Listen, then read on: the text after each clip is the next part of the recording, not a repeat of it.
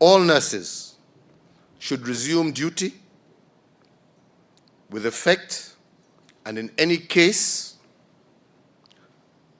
not later than Friday, the 15th of February, 2019 at 8 a.m.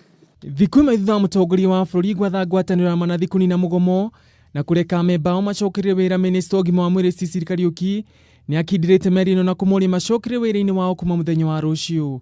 The nurses are expected back in office tomorrow at 8 o'clock as a minimum.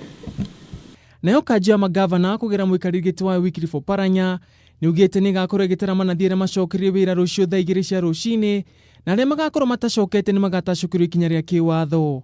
A roll call will be undertaken by both levels of government tomorrow, Friday, February 2019 at 8 a.m. and nurses who fail to return to work will be dismissed and further necessary disciplinary action will be taken. Oparanya ugite ni mambikite meru na Minister ugima wa mwiri ya kurore ndugamano gatagati kao na manathi kuninwo. We can't be going round on an issue that we are all complying with the directive of the law, directive of the court. For 60 days, the nurses were asked to follow through with their union through the conciliation efforts.